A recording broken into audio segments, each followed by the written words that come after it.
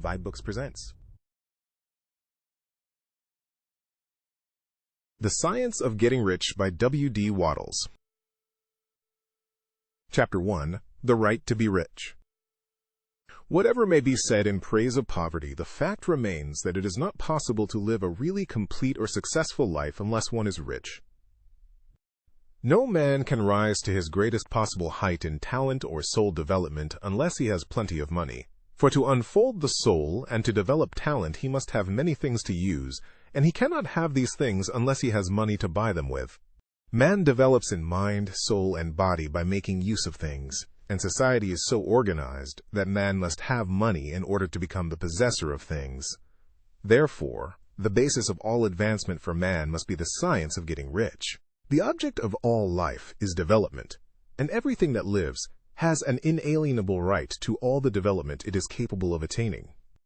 Man's right to life means his right to have the free and unrestricted use of all the things which may be necessary to his fullest mental, spiritual, and physical unfoldment. Or, in other words, his right to be rich. In this book, I shall not speak of riches in a figurative way. To be really rich does not mean to be satisfied or contented with a little. No man ought to be satisfied with a little if he is capable of using and enjoying more. The purpose of nature is the advancement and unfoldment of life, and every man should have all that can contribute to the power, elegance, beauty, and richness of life. To be content with less is sinful. The man who owns all he wants for the living of all the life he is capable of living is rich, and no man who has not plenty of money can have all he wants. Life has advanced so far and become so complex that even the most ordinary man or woman requires a great amount of wealth in order to live in a manner that even approaches completeness. Every person naturally wants to become all that he is capable of becoming. This desire to realize innate possibilities is inherent in human nature. We cannot help wanting to be all that we can be. Success in life is becoming what you want to be. You can become what you want to be only by making use of things. And you can have the free use of things only as you become rich enough to buy them. To understand the science of getting rich is therefore the most essential of all knowledge. There is nothing wrong in wanting to get rich. The desire for riches is really the desire for a richer, fuller, and more abundant life, and that desire is praiseworthy.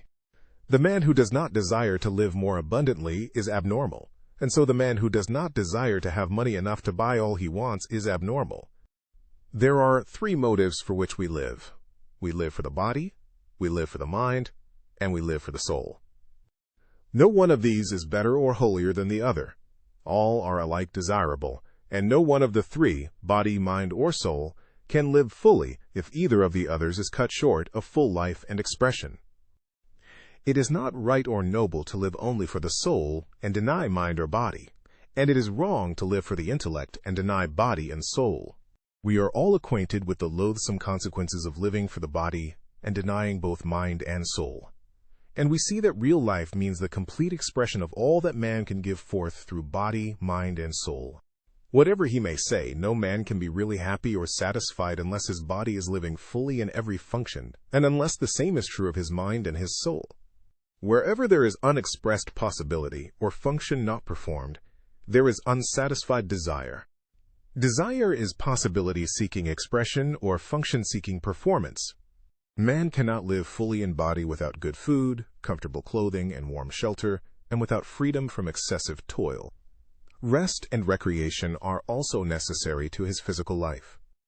He cannot live fully in mind without books and time to study them, without opportunity for travel and observation, or without intellectual companionship. To live fully in mind, he must have intellectual recreations, and must surround himself with all the objects of art and beauty he is capable of using and appreciating. To live fully in soul, man must have love, and love is denied expression by poverty. Man's highest happiness is found in the bestowal of benefits on those he loves. Love finds its most natural and spontaneous expression in giving.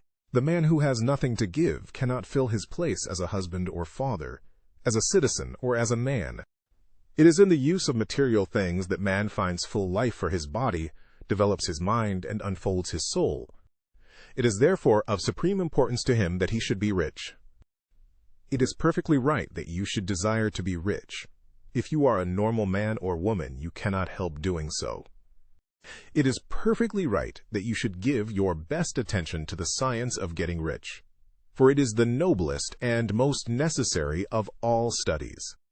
If you neglect this study, you are derelict in your duty to yourself, to God, and to humanity, for you can render God and humanity no greater service than to make the most of yourself.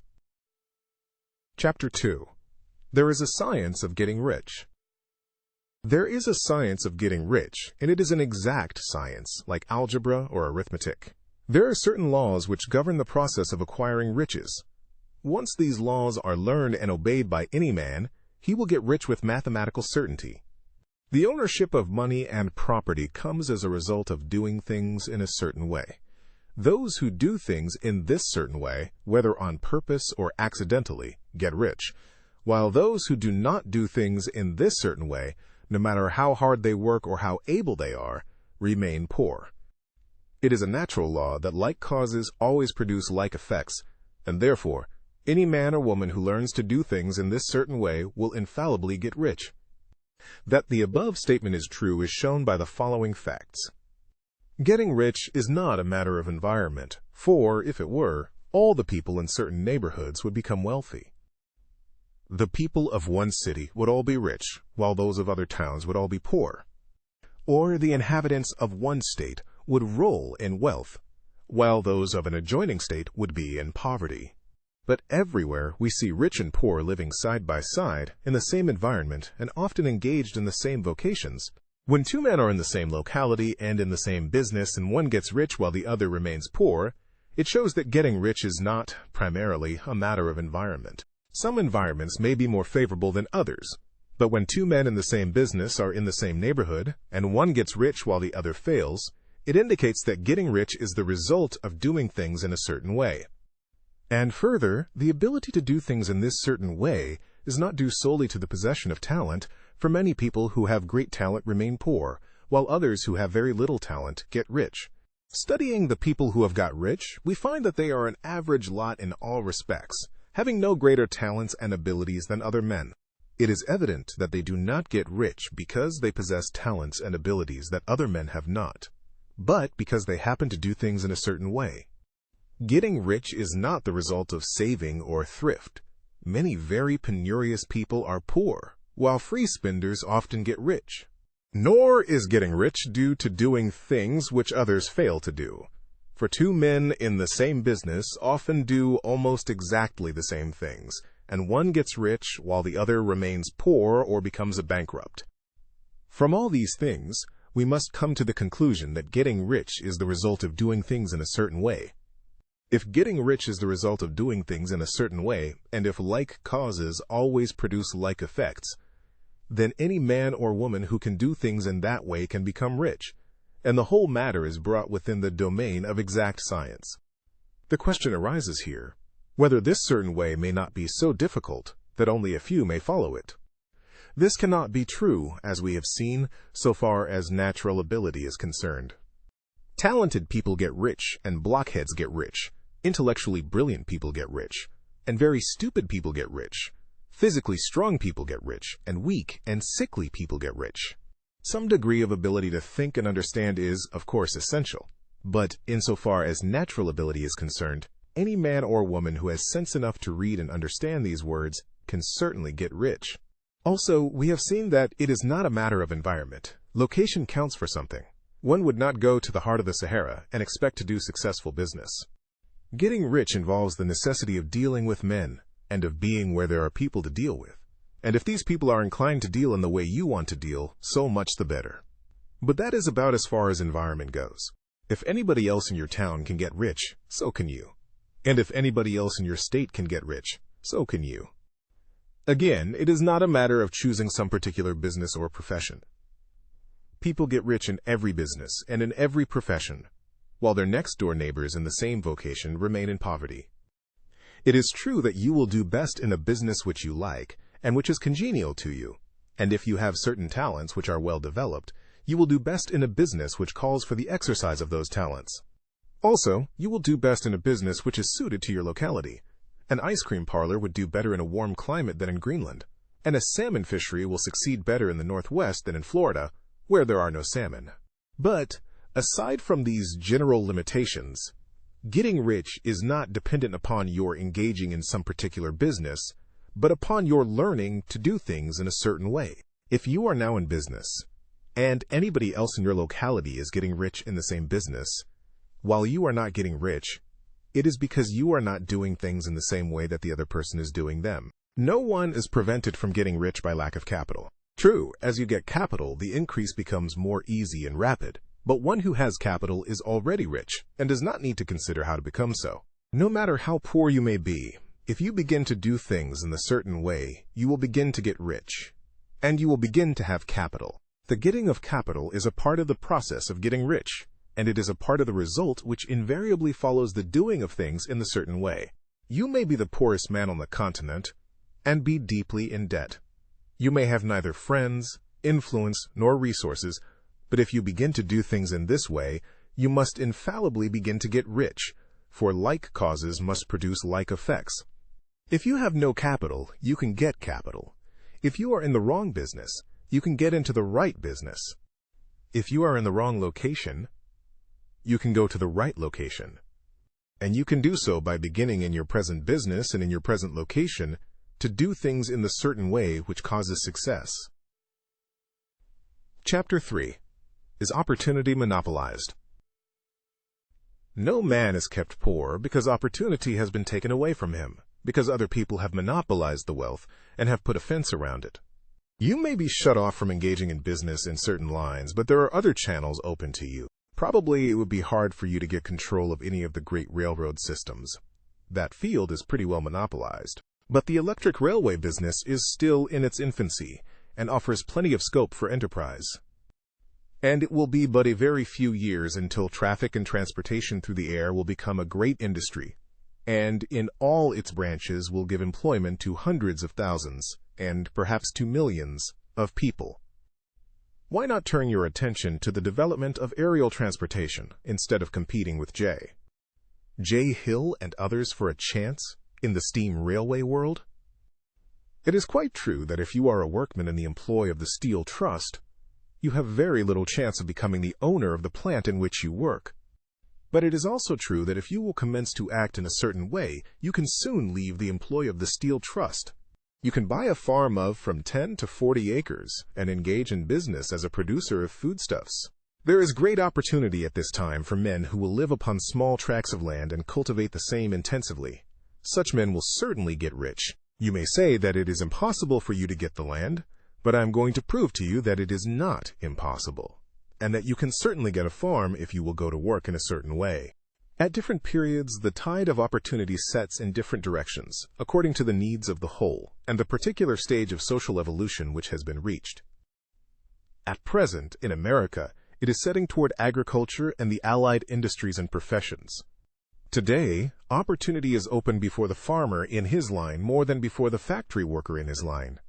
It is open before the businessman who supplies the farmer more than before the one who supplies the factory worker, and before the professional man who waits upon the farmer more than before the one who serves the working class. There is abundance of opportunity for the man who will go with the tide, instead of trying to swim against it. So the factory workers, either as individuals or as a class, are not deprived of opportunity. The workers are not being kept down by their masters. They are not being ground by the trusts and combinations of capital. As a class, they are where they are, because they do not do things in a certain way. If the workers of America chose to do so, they could follow the example of their brothers in Belgium and other countries and establish great department stores and cooperative industries. They could elect men of their own class to office and pass laws favoring the development of such cooperative industries.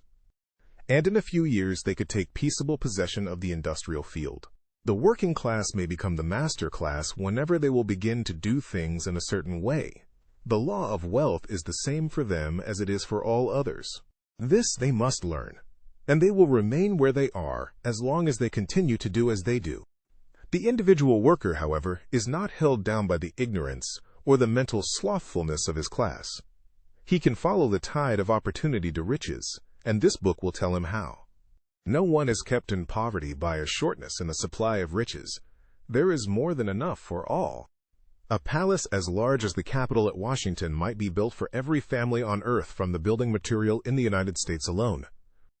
And under intensive cultivation, this country would produce wool, cotton, linen, and silk enough to clothe each person in the world finer than Solomon was arrayed in all his glory, together with food enough to feed them all luxuriously. The visible supply is practically inexhaustible, and the invisible supply really is inexhaustible. Everything you see on Earth is made from one original substance, out of which all things proceed. New forms are constantly being made, and older ones are dissolving, but all are shapes assumed by one thing. There is no limit to the supply of formless stuff or original substance. The universe is made out of it, but it was not all used in making the universe. The spaces in, through, and between the forms of the visible universe are permeated and filled with the original substance, with the formless stuff, with the raw material of all things. 10,000 times as much as has been made might still be made, and even then we should not have exhausted the supply of universal raw material. No man, therefore, is poor because nature is poor, or because there is not enough to go around. Nature is an inexhaustible storehouse of riches. The supply will never run short. Original substance is alive with creative energy and is constantly producing more forms. When the supply of building material is exhausted, more will be produced. When the soil is exhausted, so that foodstuffs and materials for clothing will no longer grow upon it, it will be renewed, or more soil will be made.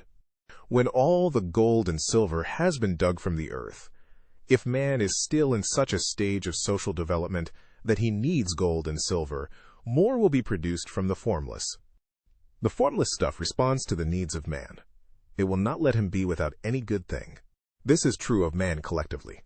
The race as a whole is always abundantly rich, and if individuals are poor, it is because they do not follow the certain way of doing things which makes the individual man rich. The formless stuff is intelligent. It is stuff which thinks. It is alive and is always impelled toward more life. It is the natural and inherent impulse of life to seek to live more. It is the nature of intelligence to enlarge itself, and of consciousness to seek to extend its boundaries and find fuller expression. The universe of forms has been made by formless living substance, throwing itself into form in order to express itself more fully.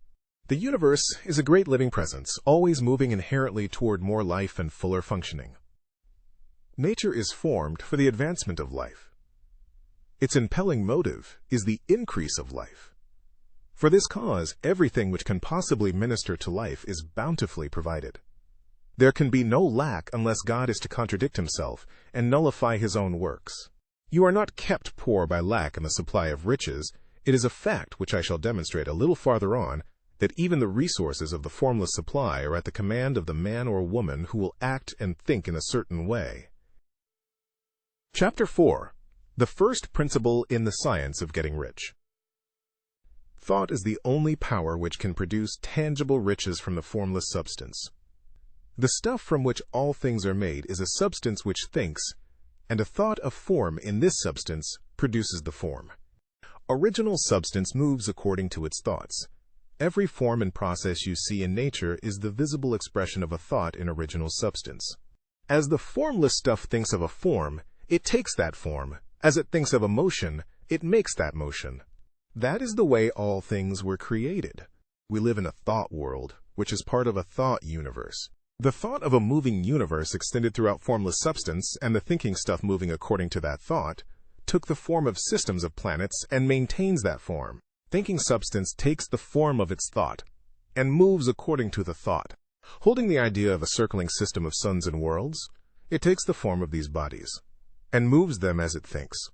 Thinking the form of a slow-growing oak tree, it moves accordingly and produces the tree, though centuries may be required to do the work.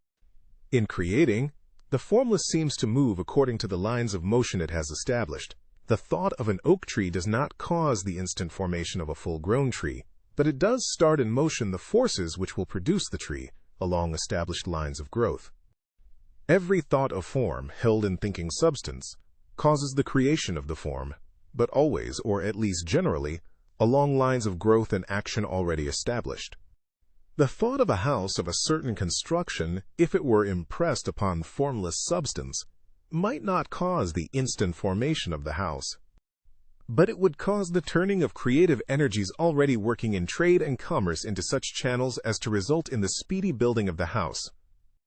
And if there were no existing channels through which the creative energy could work, then the house would be formed directly from primal substance, without waiting for the slow processes of the organic and inorganic world. No thought of form can be impressed upon original substance without causing the creation of the form. Man is a thinking center and can originate thought.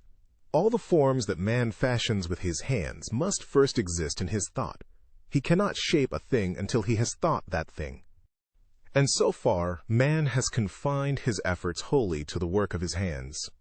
He has applied manual labor to the world of forms, seeking to change or modify those already existing. He has never thought of trying to cause the creation of new forms by impressing his thoughts upon formless substance. When man has a thought form, he takes material from the forms of nature and makes an image of the form which is in his mind. He has, so far, made little or no effort to cooperate with formless intelligence, to work with the Father.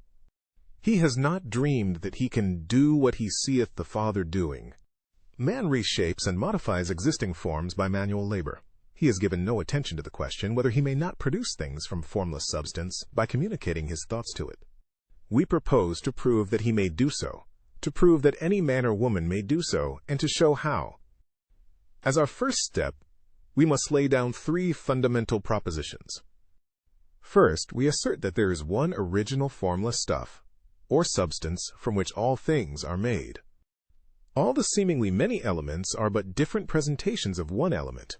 All the many forms found in organic and inorganic nature are but different shapes made from the same stuff.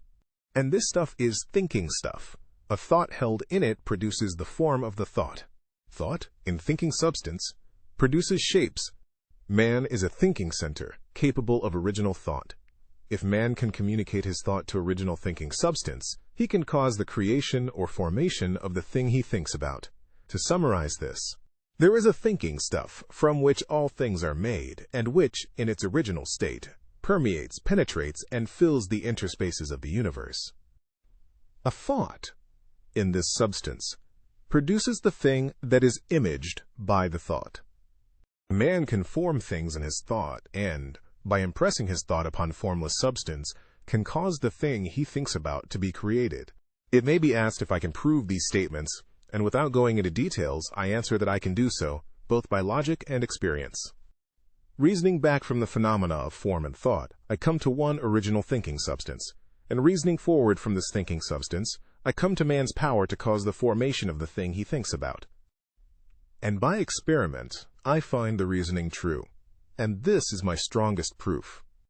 If one man who reads this book gets rich by doing what it tells him to do, that is evidence in support of my claim. But if every man who does what it tells him to do gets rich, that is positive proof until someone goes through the process and fails. The theory is true until the process fails, and this process will not fail, for every man who does exactly what this book tells him to do will get rich. I have said that men get rich by doing things in a certain way, and in order to do so, men must become able to think in a certain way. A man's way of doing things is the direct result of the way he thinks about things. To do things in the way you want to do them, you will have to acquire the ability to think the way you want to think. This is the first step toward getting rich. To think what you want to think is to think truth, regardless of appearances. Every man has the natural and inherent power to think what he wants to think, but it requires far more effort to do so than it does to think the thoughts which are suggested by appearances. To think according to appearances is easy. To think truth regardless of appearances is laborious and requires the expenditure of more power than any other work man is called upon to perform. There is no labor from which most people shrink as they do from that of sustained and consecutive thought. It is the hardest work in the world. This is especially true when truth is contrary to appearances. Every appearance in the visible world tends to produce a corresponding form in the mind which observes it, and this can only be prevented by holding the thought of the truth. To look upon the appearance of disease will produce the form of disease in your own mind, and ultimately in your body, unless you hold the thought of the truth, which is that there is no disease.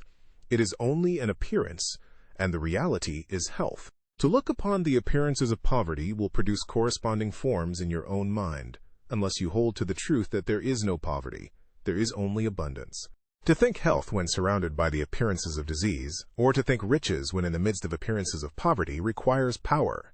But he who acquires this power becomes a mastermind. He can conquer fate. He can have what he wants. This power can only be acquired by getting hold of the basic fact which is behind all appearances. And that fact is that there is one thinking substance, from which and by which all things are made. Then we must grasp the truth that every thought held in this substance becomes a form, and that man can so impress his thoughts upon it as to cause them to take form and become visible things. When we realize this, we lose all doubt and fear, for we know that we can create what we want to create. We can get what we want to have, and can become what we want to be. As a first step toward getting rich, you must believe the 3 fundamental statements given previously in this chapter. And in order to emphasize them, I repeat them here. There is a thinking stuff from which all things are made, and which, in its original state, permeates, penetrates, and fills the interspaces of the universe. A thought, in this substance, produces the thing that is imaged by the thought. Man can form things in his thought, and, by impressing his thought upon formless substance, can cause the thing he thinks about to be created. You must lay aside all other concepts of the universe than this monistic one, and you must dwell upon this until it is fixed in your mind, and has become your habitual thought. Read these creed statements over and over again, fix every word upon your memory, and meditate upon them until you firmly believe what they say. If a doubt comes to you, cast it aside as a sin. Do not listen to arguments against this idea. Do not go to churches or lectures where a contrary concept of things is taught or preached. Do not read magazines or books which teach a different idea. If you get mixed up in your faith, all your efforts will be in vain. Do not ask why these things are true, nor speculate as to how they can be true. Simply take them on trust. The science of getting rich begins with the absolute acceptance of this faith. Chapter 5. Increasing Life. You must get rid of the last vestige of the old idea that there is a deity whose will it is that you should be poor, or whose purposes may be served by keeping you in poverty. The intelligent substance which is all, and which lives in all and lives in you, is a consciously living substance. Being a consciously living substance, it must have the natural and inherent desire of every living intelligence for increase of life. Every living thing must continually seek for the enlargement of its life, because life, in the mere act of living, must increase itself. A seed, dropped into the ground, springs into activity, and in the act of living produces 100 more seeds. Life, by living, multiplies itself. It is forever becoming more. It must do so, if it continues to be at all. Intelligence is under this same necessity for continuous increase. Every thought we think makes it necessary for us to think another thought. Consciousness is continually expanding. Every fact we learn leads us to the learning of another fact. Knowledge is continually increasing. Every talent we cultivate brings to the mind the desire to cultivate another talent. We are subject to the urge of life, seeking expression, which ever drives us on to know more, to do more, and to be more. In order to know more, do more, and be more, we must have more. We must have things to use, for we learn and do and become only by using things. We must get rich, so that we can live more. The desire for riches is simply the capacity for larger life-seeking fulfillment. Every desire is the effort of an unexpressed possibility to come into action. It is power seeking to manifest which causes desire. That which makes you want more money is the same as that which makes the plant grow. It is life, seeking fuller expression. The one living substance must be subject to this inherent law of all life. It is permeated with the desire to live more. That is why it is under the necessity of creating things. The one substance desires to live more in you, hence it wants you to have all the things you can use. It is the desire of God that you should get rich. He wants you to get rich because he can express himself better through you if you have plenty of things to use in giving him expression. He can live more in you if you have unlimited command of the means of life. The universe desires you to have everything you want to have. Nature is friendly to your plans. Everything is naturally for you. Make up your mind that this is true. It is essential, however, that your purpose should harmonize with the purpose that is in all. You must want real life, not mere pleasure or sensual gratification. Life is the performance of function, and the individual really lives only when he performs every function, physical, mental, and spiritual, of which he is capable, without excess in any. You do not want to get rich in order to live swinishly for the gratification of animal desires. That is not life, but the performance of every physical function is a part of life, and no one lives completely who denies the impulses of the body a normal and healthful expression. You do not want to get rich solely to enjoy mental pleasures, to get knowledge, to gratify ambition, to outshine others, to be famous. All these are a legitimate part of life. But the man who lives for the pleasures of the intellect alone will only have a partial life, and he will never be satisfied with his lot. You do not want to get rich solely for the good of others, to lose yourself for the salvation of mankind, to experience the joys of philanthropy and sacrifice. The joys of the soul are only a part of life, and they are no better or nobler than any other part. You want to get rich in order that you may eat, drink, and be merry when it is time to do these things. In order that you may surround yourself with beautiful things, see distant lands, feed your mind, and develop your intellect. In order that you may love men and do kind things, and be able to play a good part in helping the world to find truth. But remember that extreme altruism is no better and no nobler than extreme selfishness. Both are mistakes. Get rid of the idea that God wants you to sacrifice yourself for others, and that you can secure His favor by doing so. God requires nothing of the kind. What He wants is that you should make the most of yourself, and for others, and you can help others more by making the most of yourself than in any other way. You can make the most of yourself only by getting rich. So it is right and praiseworthy that you should give your first and best thought to the work of acquiring wealth. Remember, however, that the desire of substance is for all, and its movements must be for more life to all. It cannot be made to work for less life to any, because it is equally in all, seeking riches and life. Intelligent substance will make things for you, but it will not take things away from someone else and give them to you. You must get rid of the thought of competition. You are to create, not to compete for what is already created. You do not have to take anything away from anyone. You do not have to drive sharp bargains. You do not have to cheat or to take advantage. You do not need to let any man work for you for less than he earns. You do not have to covet the property of others or to look at it with wishful eyes. No man has anything of which you cannot have the like, and that without taking what he has away from him. You are to become a creator, not a competitor. You are going to get what you want, but in such a way that when you get it, every other man will have more than he has now. I am aware that there are men who get a vast amount of money by proceeding in direct opposition to the statements in the paragraph above, and may add a word of explanation here. Men of the plutocratic type who become very rich do so sometimes purely by their extraordinary ability on the plane of competition, and sometimes they unconsciously relate themselves to substance in its great purposes and movements for the general racial upbuilding through industrial evolution. Rockefeller, Carnegie, Morgan, et al. Have been the unconscious agents of the supreme in the necessary work of systematizing and organizing productive industry, and in the end, their work will contribute immensely toward increased life for all. Their day is nearly over.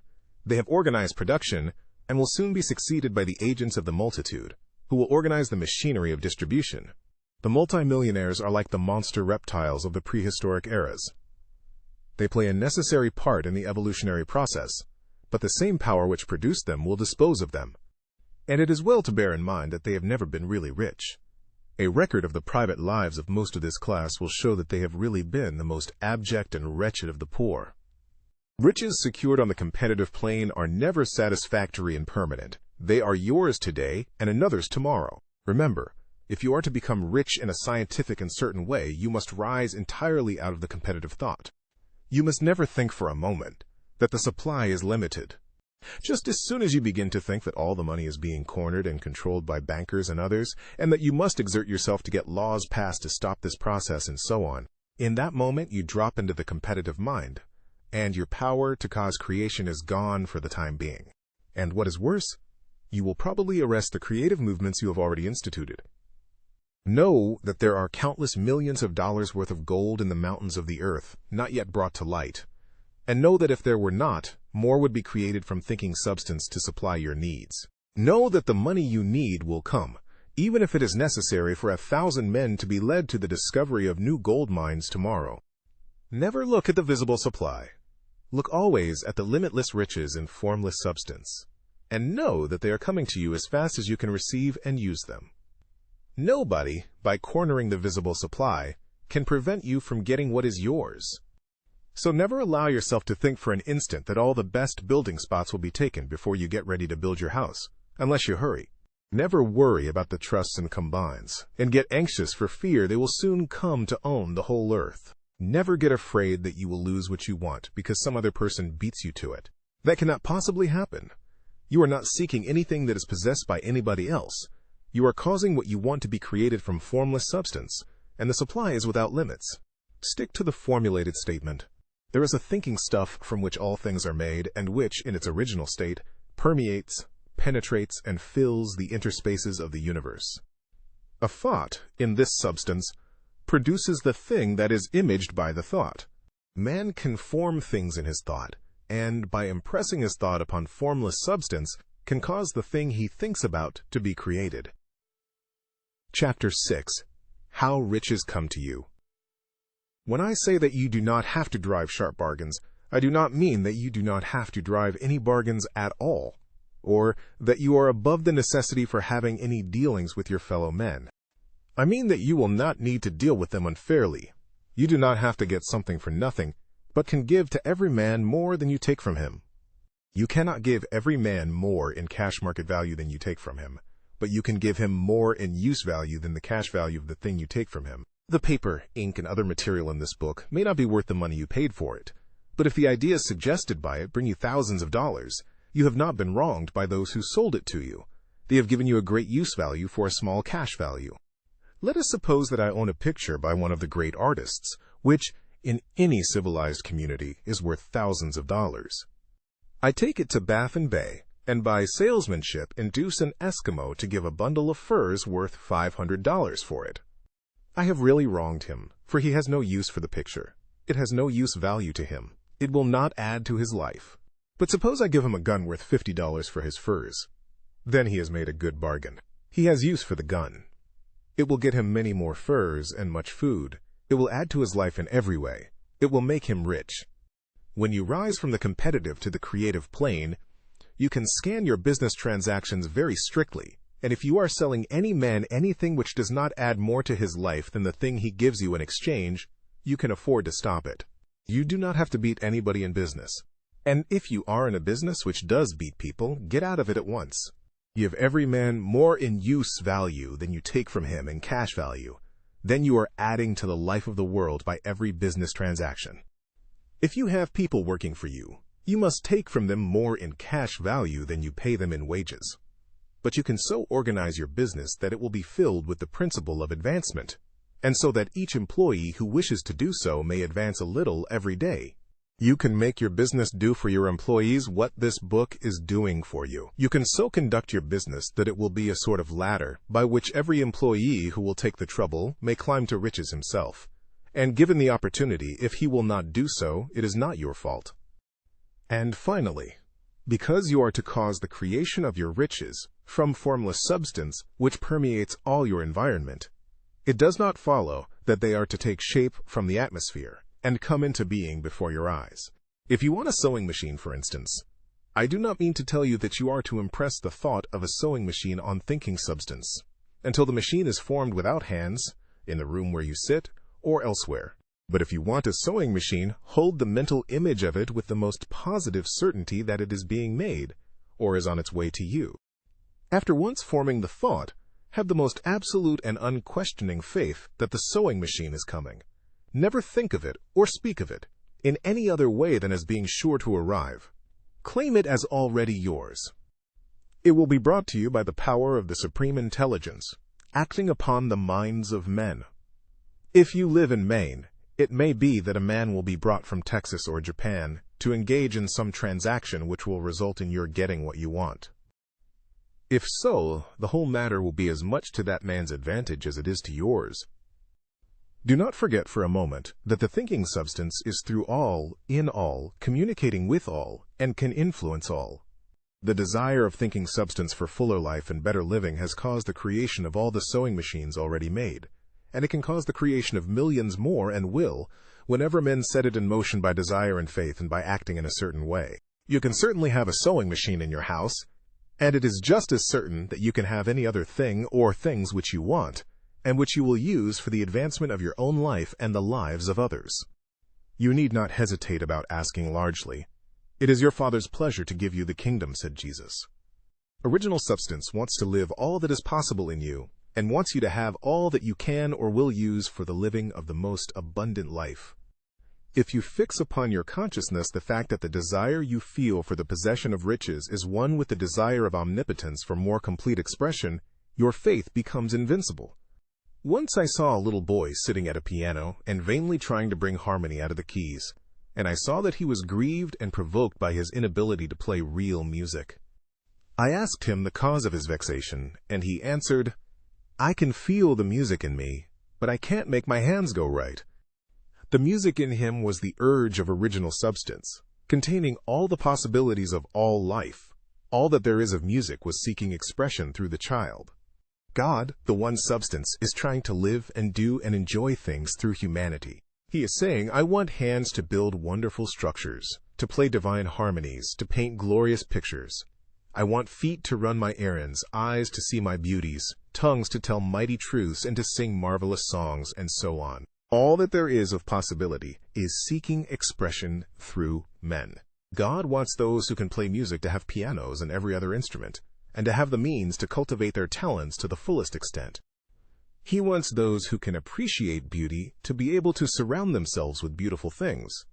He wants those who can discern truth to have every opportunity to travel and observe. He wants those who can appreciate dress to be beautifully clothed, and those who can appreciate good food to be luxuriously fed. He wants all these things because it is himself that enjoys and appreciates them. It is God who wants to play and sing and enjoy beauty and proclaim truth and wear fine clothes and eat good foods. It is God that worketh in you to will and to do, said Paul. The desire you feel for riches is the infinite, seeking to express himself in you as he sought to find expression in the little boy at the piano. So you need not hesitate to ask largely. Your part is to focalize and express the desires of God. This is a difficult point with most people. They retain something of the old idea that poverty and self-sacrifice are pleasing to God. They look upon poverty as a part of the plan and necessity of nature. They have the idea that God has finished his work and made all that he can make, and that the majority of men must stay poor because there is not enough to go around. They hold to so much of this erroneous thought that they feel ashamed to ask for wealth. They try not to want more than a very modest competence, just enough to make them fairly comfortable. I recall now the case of one student who was told that he must get in mind a clear picture of the things he desired, so that the creative thought of them might be impressed on formless substance. He was a very poor man, living in a rented house, and having only what he earned from day to day, and he could not grasp the fact that all wealth was his. So after thinking the matter over, he decided that he might reasonably ask for a new rug for the floor of his best room, and an anthracite coal stove to heat the house during the cold weather.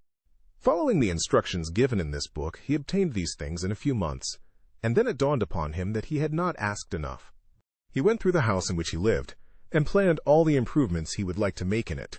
He mentally added a bay window here and a room there, until it was complete in his mind as his ideal home, and then he planned its furnishings. Holding the whole picture in his mind, he began living in the certain way and moving toward what he wanted, and he owns the house now and is rebuilding it after the form of his mental image. And now, with still larger faith, he is going on to get greater things.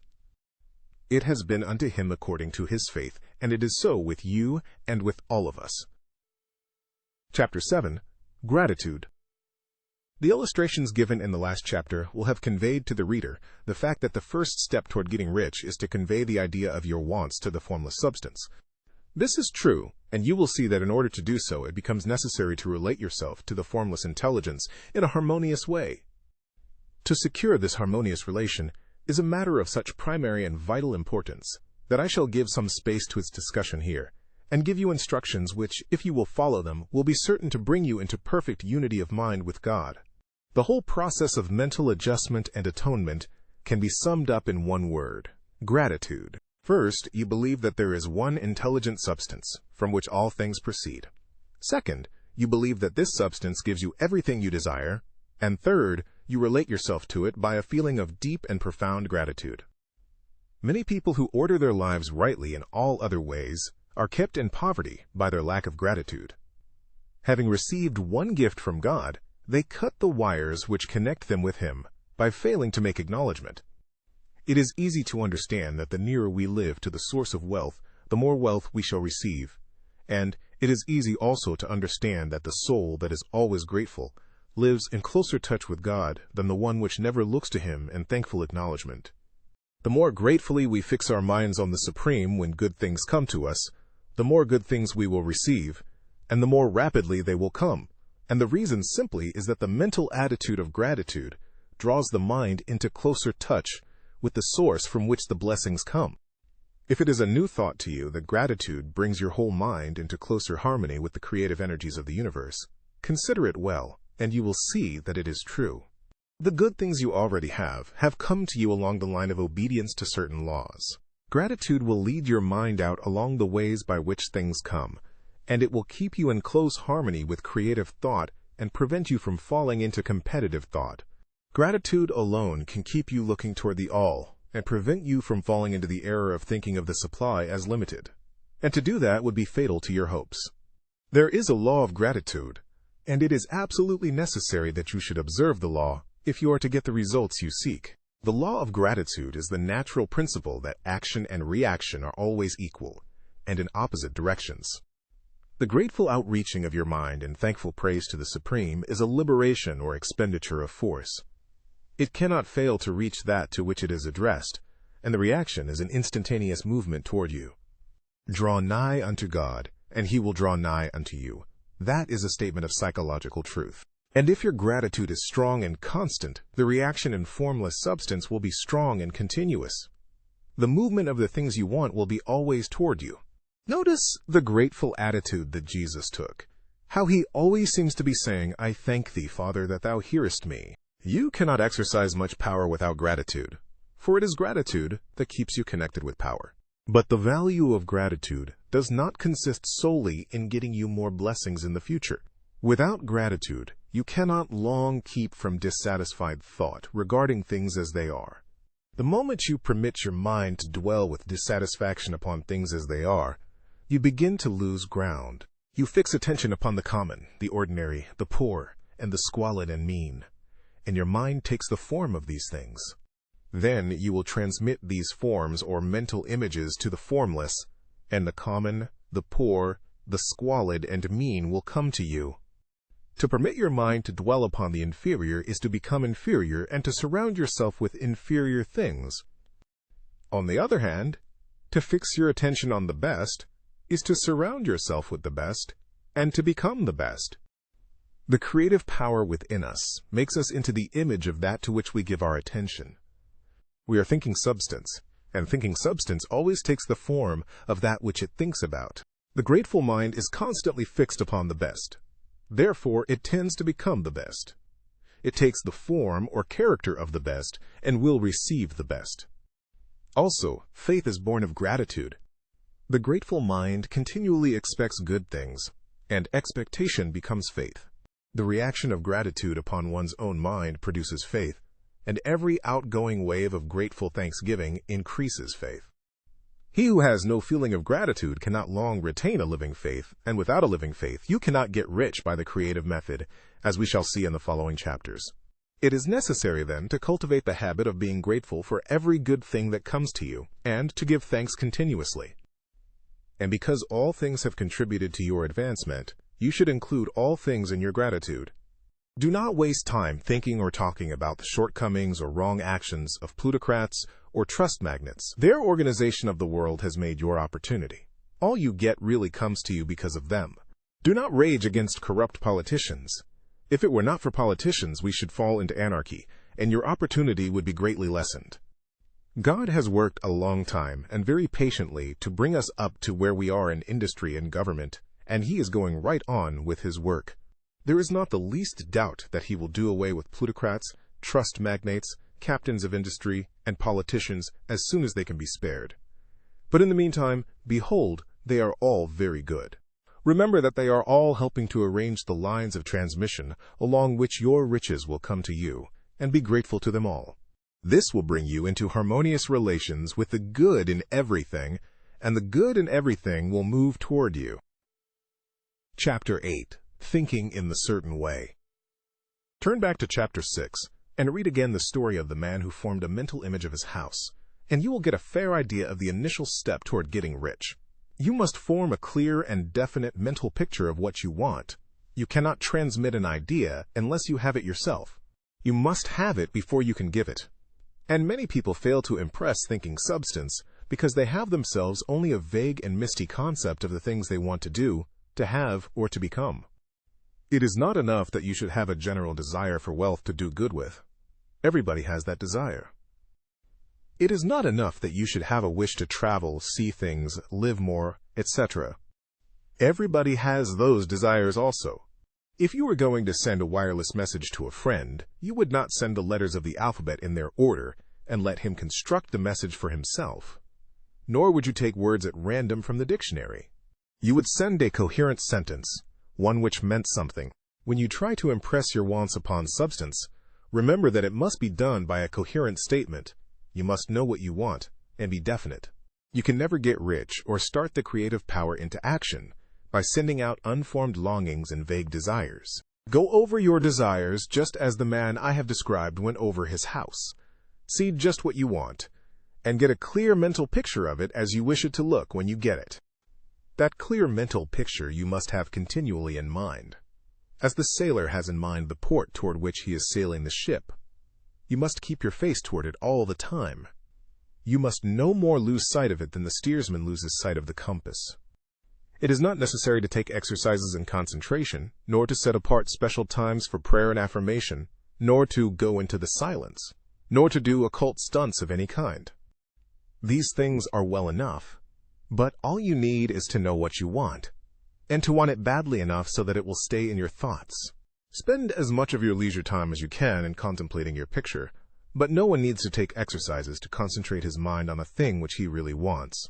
It is the things you do not really care about which require effort to fix your attention upon them. And unless you really want to get rich, so that the desire is strong enough to hold your thoughts directed to the purpose as the magnetic pull holds the needle of the compass, it will hardly be worthwhile for you to try to carry out the instructions given in this book.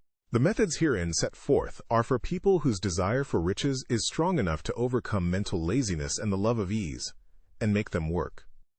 The more clear and definite you make your picture then, and the more you dwell upon it, bringing out all its delightful details, the stronger your desire will be. And the stronger your desire, the easier it will be to hold your mind fixed upon the picture of what you want.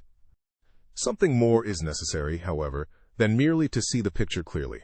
If that is all you do, you are only a dreamer, and will have little or no power for accomplishment.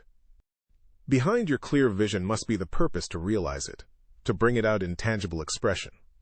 And behind this purpose must be an invincible and unwavering faith that the thing is already yours, that it is at hand, and you have only to take possession of it. Live in the new house, mentally, until it takes form around you physically. In the mental realm, enter at once into full enjoyment of the things you want. Whatsoever things ye ask for when ye pray, believe that ye receive them, and ye shall have them, said Jesus. See the things you want as if they were actually around you all the time. See yourself as owning and using them. Make use of them in imagination, just as you will use them when they are your tangible possessions. Dwell upon your mental picture until it is clear and distinct, and then take the mental attitude of ownership toward everything in that picture. Take possession of it, in mind, in the full faith that it is actually yours. Hold to this mental ownership. Do not waver for an instant in the faith that it is real. And remember what was said in the preceding chapter about gratitude. Be as thankful for it all the time as you expect to be when it has taken form. The man who can sincerely thank God for the things which as yet he owns only in imagination has real faith. He will get rich. He will cause the creation of whatsoever he wants. You do not need to pray repeatedly for the things you want. It is not necessary to tell God about it every day. Use not vain repetitions as the heathen do, said Jesus to his pupils. For your Father knoweth that ye have need of these things before ye ask him. Your part is to intelligently formulate your desire for the things which make for a larger life, and to get these desires arranged into a coherent whole, and then to impress this whole desire upon the formless substance, which has the power and the will to bring you what you want. You do not make this impression by repeating strings of words. You make it by holding the vision with unshakable purpose to attain it, and with steadfast faith that you do attain it.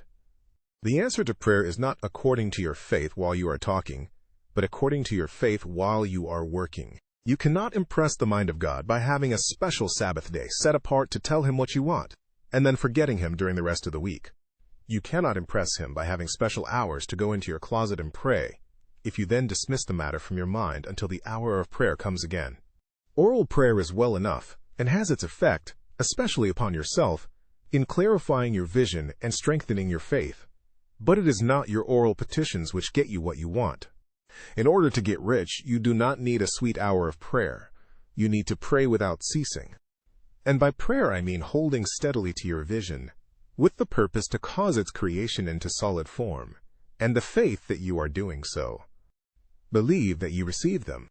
The whole matter turns on receiving, once you have clearly formed your vision. When you have formed it, it is well to make an oral statement, addressing the supreme in reverent prayer, and from that moment you must, in mind, receive what you ask for. Live in the new house, wear the fine clothes, ride in the automobile, go on the journey, and confidently plan for greater journeys. Think and speak of all the things you have asked for in terms of actual present ownership. Imagine an environment and a financial condition exactly as you want them, and live all the time in that imaginary environment and financial condition. Mind, however, that you do not do this as a mere dreamer and castle builder. Hold to the faith that the imaginary is being realized, and to the purpose to realize it. Remember that it is faith and purpose in the use of the imagination which make the difference between the scientist and the dreamer. And having learned this fact, it is here that you must learn the proper use of the will. Chapter 9. How to use the will. To set about getting rich in a scientific way, you do not try to apply your willpower to anything outside of yourself. You have no right to do so anyway. It is wrong to apply your will to other men and women in order to get them to do what you wish done. It is as flagrantly wrong to coerce people by mental power as it is to coerce them by physical power. If compelling people by physical force to do things for you reduces them to slavery, compelling them by mental means accomplishes exactly the same thing. The only difference is in methods. If taking things from people by physical force is robbery, then taking things by mental force is robbery also. There is no difference in principle. You have no right to use your willpower upon another person, even for his own good, for you do not know what is for his good. The science of getting rich does not require you to apply power or force to any other person, in any way whatsoever. There is not the slightest necessity for doing so. Indeed, any attempt to use your will upon others will only tend to defeat your purpose. You do not need to apply your will to things in order to compel them to come to you. That would simply be trying to coerce God, and would be foolish and useless, as well as irreverent. You do not have to compel God to give you good things, any more than you have to use your willpower to make the sun rise. You do not have to use your willpower to conquer an unfriendly deity, or to make stubborn and rebellious forces do your bidding. Substance is friendly to you and is more anxious to give you what you want than you are to get it. To get rich, you need only to use your willpower upon yourself. When you know what to think and do, then you must use your will to compel yourself to think and do the right things. That is the legitimate use of the will in getting what you want, to use it in holding yourself to the right course. Use your will to keep yourself thinking and acting in the certain way. Do not try to project your will, or your thoughts, or your mind, out into space to act on things or people. Keep your mind at home. It can accomplish more there than elsewhere. Use your mind to form a mental image of what you want, and to hold that vision with faith and purpose. And use your will to keep your mind working in the right way. The more steady and continuous your faith and purpose, the more rapidly you will get rich, because you will make only positive impressions upon substance, and you will not neutralize or offset them by negative impressions. The picture of your desires held with faith and purpose is taken up by the formless and permeates it to great distances, throughout the universe for all I know. As this impression spreads, all things are set moving toward its realization. Every living thing, every inanimate thing, and the things yet uncreated are stirred toward bringing into being that which you want. All force begins to be exerted in that direction. All things begin to move toward you. The minds of people everywhere are influenced toward doing the things necessary to the fulfilling of your desires, and they work for you unconsciously. But you can check all this by starting a negative impression in the formless substance. Doubt or unbelief is as certain to start a movement away from you as faith and purpose are to start one toward you. It is by not understanding this that most people who try to make use of mental science in getting rich make their failure. Every hour and moment you spend in giving heed to doubts and fears, every hour you spend in worry, every hour in which your soul is possessed by unbelief, sets a current away from you in the whole domain of intelligent substance. All the promises are unto them that believe, and unto them only. Notice how insistent Jesus was upon this point of belief, and now you know the reason why. Since belief is all important, it behooves you to guard your thoughts. And as your beliefs will be shaped to a very great extent by the things you observe and think about, it is important that you should command your attention. And here the will comes into use, for it is by your will that you determine upon what things your attention shall be fixed. If you want to become rich, you must not make a study of poverty. Things are not brought into being by thinking about their opposites. Health is never to be attained by studying disease and thinking about disease. Righteousness is not to be promoted by studying sin and thinking about sin. And no one ever got rich by studying poverty and thinking about poverty. Medicine as a science of disease has increased disease. Religion as a science of sin has promoted sin. And economics as a study of poverty will fill the world with wretchedness and want. Do not talk about poverty. Do not investigate it or concern yourself with it. Never mind what its causes are. You have nothing to do with them. What concerns you is the cure. Do not spend your time in charitable work or charity movements. All charity only tends to perpetuate the wretchedness it aims to eradicate. I do not say that you should be hard-hearted or unkind and refuse to hear the cry of need, but you must not try to eradicate poverty in any of the conventional ways. Put poverty behind you and put all that pertains to it behind you and make good. Get rich. That is the best way you can help the poor. And you cannot hold the mental image which is to make you rich if you fill your mind with pictures of poverty. Do not read books or papers which give circumstantial accounts of the wretchedness of the tenement dwellers, of the horrors of child labor, and so on. Do not read anything which fills your mind with gloomy images of want and suffering. You cannot help the poor in the least by knowing about these things, and the widespread knowledge of them does not tend at all to do away with poverty. What tends to do away with poverty is not the getting of pictures of poverty into your mind, but getting pictures of wealth into the minds of the poor. You are not deserting the poor in their misery when you refuse to allow your mind to be filled with pictures of that misery. Poverty can be done away with, not by increasing the number of well-to-do people who think about poverty, but by increasing the number of poor people who propose with faith to get rich. The poor do not need charity. They need inspiration. Charity only sends them a loaf of bread to keep them alive in their wretchedness, or gives them an entertainment to make them forget for an hour or two. But inspiration will cause them to rise out of their misery. If you want to help the poor, demonstrate to them that they can become rich. Prove it by getting rich yourself. The only way in which poverty will ever be banished from this world is by getting a large and constantly increasing number of people to practice the teachings of this book. People must be taught to become rich by creation, not by competition. Every man who becomes rich by competition throws down behind him the ladder by which he rises and keeps others down. But every man who gets rich by creation opens a way for thousands to follow him and inspires them to do so. You are not showing hardness of heart or an unfeeling disposition when you refuse to pity poverty, see poverty, read about poverty, or think or talk about it, or to listen to those who do talk about it. Use your willpower to keep your mind off the subject of poverty, and to keep it fixed with faith and purpose on the vision of what you want. Chapter 10. Further Use of the Will. You cannot retain a true and a clear vision of wealth if you are constantly turning your attention to opposing pictures, whether they be external or imaginary. Do not tell of your past troubles of a financial nature, if you have had them. Do not think of them at all. Do not tell of the poverty of your parents or the hardships of your early life. To do any of these things is to mentally class yourself with the poor for the time being, and it will certainly check the movement of things in your direction. Let the dead bury their dead, as Jesus said. Put poverty and all things that pertain to poverty completely behind you. You have accepted a certain theory of the universe as being correct, and are resting all your hopes of happiness on its being correct. And what can you gain by giving heed to conflicting theories? Do not read religious books which tell you that the world is soon coming to an end. And do not read the writings of muckrakers and pessimistic philosophers who tell you that it is going to the devil. The world is not going to the devil. It is going to God. It is a wonderful becoming.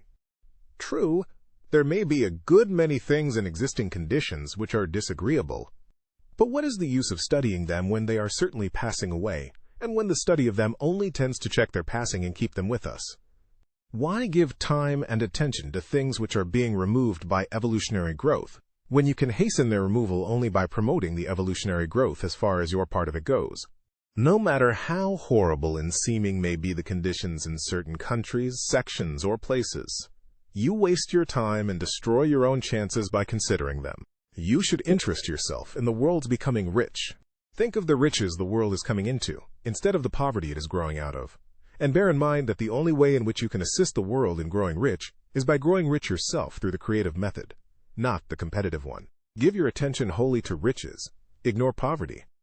Whenever you think or speak of those who are poor, think and speak of them as those who are becoming rich, as those who are to be congratulated rather than pitied. Then they and others will catch the inspiration and begin to search for the way out.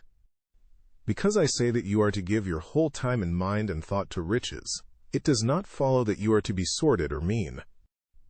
To become really rich is the noblest aim you can have in life, for it includes everything else. On the competitive plane, the struggle to get rich is a godless scramble for power over other men. But when we come into the creative mind, all this is changed. All that is possible in the way of greatness and soul unfoldment, of service and lofty endeavor, comes by way of getting rich. All is made possible by the use of things. If you lack for physical health, you will find that the attainment of it is conditional on your getting rich. Only those who are emancipated from financial worry and who have the means to live a carefree existence and follow hygienic practices can have and retain health. Moral and spiritual greatness is possible only to those who are above the competitive battle for existence. And only those who are becoming rich on the plane of creative thought are free from the degrading influences of competition. If your heart is set on domestic happiness, remember that love flourishes best where there is refinement, a high level of thought, and freedom from corrupting influences. And these are to be found only where riches are attained by the exercise of creative thought, without strife or rivalry. You can aim at nothing so great or noble, I repeat, as to become rich. And you must fix your attention upon your mental picture of riches, to the exclusion of all that may tend to dim or obscure the vision. You must learn to see the underlying truth in all things. You must see beneath all seemingly wrong conditions the great one life ever moving forward toward fuller expression and more complete happiness. It is the truth that there is no such thing as poverty, that there is only wealth. Some people remain in poverty because they are ignorant of the fact that there is wealth for them, and these can best be taught by showing them the way to affluence in your own person and practice. Others are poor because, while they feel that there is a way out, they are too intellectually indolent to put forth the mental effort necessary to find that way and travel it. And for these, the very best thing you can do is to arouse their desire by showing them the happiness that comes from being rightly rich. Others still are poor because, while they have some notion of science, they have become so swamped and lost in the maze of metaphysical and occult theories that they do not know which road to take. They try a mixture of many systems and fail in all. For these, again, the very best thing to do is to show the right way in your own person and practice. An ounce of doing things is worth a pound of theorizing. The very best thing you can do for the whole world is to make the most of yourself. You can serve God and man in no more effective way than by getting rich. That is, if you get rich by the creative method and not by the competitive one. Another thing, we assert that this book gives in detail the principles of the science of getting rich, and if that is true, you do not need to read any other book upon the subject. This may sound narrow and egotistical, but consider, there is no more scientific method of computation in mathematics than by addition, subtraction, multiplication, and division. No other method is possible. There can be but one shortest distance between 2 points. There is only one way to think scientifically, and that is to think in the way that leads by the most direct and simple route to the goal. No man has yet formulated a briefer or less complex system than the one set forth herein. It has been stripped of all non-essentials. When you commence on this, lay all others aside. Put them out of your mind altogether. Read this book every day. Keep it with you. Commit it to memory, and do not think about other systems and theories. If you do, you will begin to have doubts, and to be uncertain and wavering in your thought, and then you will begin to make failures. After you have made good and become rich, you may study other systems as much as you please, but until you are quite sure that you have gained what you want, do not read anything on this line but this book, unless it be the authors mentioned in the preface. And read only the most optimistic comments on the world's news, those in harmony with your picture. Also, postpone your investigations into the occult. Do not dabble in theosophy, spiritualism, or kindred studies. It is very likely that the dead still live and are near. But if they are, let them alone. Mind your own business. Wherever the spirits of the dead may be, they have their own work to do and their own problems to solve, and we have no right to interfere with them. We cannot help them, and it is very doubtful whether they can help us, or whether we have any right to trespass upon their time if they can. Let the dead and the hereafter alone, and solve your own problem.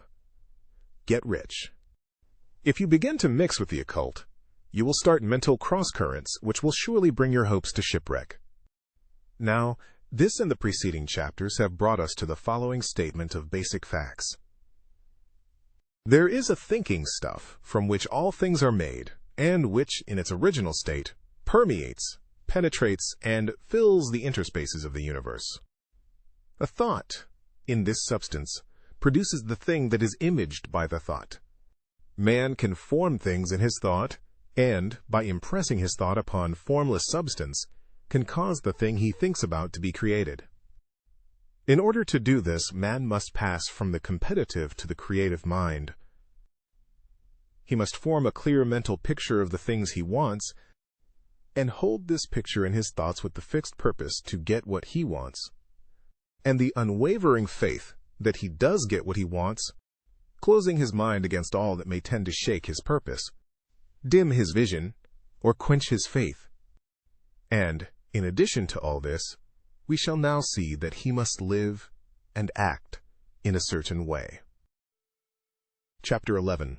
Acting in a certain way. Thought is the creative power, or the impelling force which causes the creative power to act. Thinking in a certain way will bring riches to you, but you must not rely upon thought alone, paying no attention to personal action. That is the rock upon which many otherwise scientific metaphysical thinkers meet shipwreck, the failure to connect thought with personal action. We have not yet reached the stage of development, even supposing such a stage to be possible, in which man can create directly from formless substance, without nature's processes or the work of human hands. Man must not only think, but his personal action must supplement his thought. By thought you can cause the gold in the hearts of the mountains to be impelled toward you. But it will not mine itself, refine itself, coin itself into double eagles and come rolling along the roads, seeking its way into your pocket. Under the impelling power of the Supreme Spirit, men's affairs will be so ordered that someone will be led to mine the gold for you. Other men's business transactions will be so directed that the gold will be brought toward you, and you must so arrange your own business affairs that you may be able to receive it when it comes to you. Your thought makes all things, animate and inanimate, work to bring you what you want, but your personal activity must be such that you can rightly receive what you want when it reaches you. You are not to take it as charity, nor to steal it. You must give every man more in use value than he gives you in cash value. The scientific use of thought consists in forming a clear and distinct mental image of what you want, in holding fast to the purpose to get what you want, and in realizing with grateful faith that you do get what you want. Do not try to project your thought in any mysterious or occult way with the idea of having it go out and do things for you. That is wasted effort and will weaken your power to think with sanity. The action of thought in getting rich is fully explained in the preceding chapters. Your faith and purpose positively impress your vision upon formless substance, which has the same desire for more life that you have. And this vision, received from you, sets all the creative forces at work in and through the regular channels of ACTION, but directed toward you. It is not your part to guide or supervise the creative process. All you have to do with that is to retain your vision, stick to your purpose, and maintain your faith and gratitude. But you must act in a certain way so that you can appropriate what is yours when it comes to you, so that you can meet the things you have in your picture and put them in their proper places as they arrive. You can readily see the truth of this. When things reach you, they will be in the hands of other men who will ask an equivalent for them. And you can only get what is yours by giving the other man what is his. Your pocketbook is not going to be transformed into a Fortunatus's purse, which shall be always full of money without effort on your part. This is the crucial point in the science of getting rich, right here, where thought and personal action must be combined.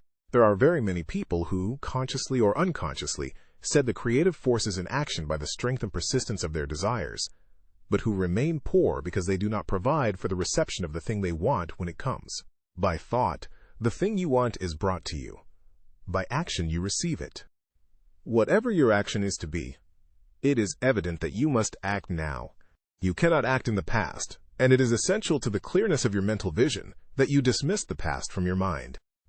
You cannot act in the future, for the future is not here yet. And you cannot tell how you will want to act in any future contingency until that contingency has arrived. Because you are not in the right business or the right environment now, do not think that you must postpone action until you get into the right business or environment. And do not spend time in the present taking thought as to the best course in possible future emergencies. Have faith in your ability to meet any emergency when it arrives. If you act in the present with your mind on the future, your present action will be with a divided mind and will not be effective. Put your whole mind into present action. Do not give your creative impulse to original substance and then sit down and wait for results. If you do, you will never get them. Act now. There is never any time but now, and there never will be any time but now. If you are ever to begin to make ready for the reception of what you want, you must begin now. And your action, whatever it is, must most likely be in your present business or employment, and must be upon the persons and things in your present environment. You cannot act where you are not. You cannot act where you have been, and you cannot act where you are going to be. You can act only where you are. Do not bother as to whether yesterday's work was well done or ill done. Do today's work well. Do not try to do tomorrow's work now. There will be plenty of time to do that when you get to it. Do not try, by occult or mystical means, to act on people or things that are out of your reach. Do not wait for a change of environment before you act. Get a change of environment by action. You can so act upon the environment in which you are now as to cause yourself to be transferred to a better environment. Hold with faith and purpose the vision of yourself in the better environment, but act upon your present environment with all your heart, and with all your strength, and with all your mind. Do not spend any time in daydreaming or castle building. Hold to the one vision of what you want, and act now. Do not cast about seeking some new thing to do, or some strange, unusual, or remarkable action to perform as a first step toward getting rich.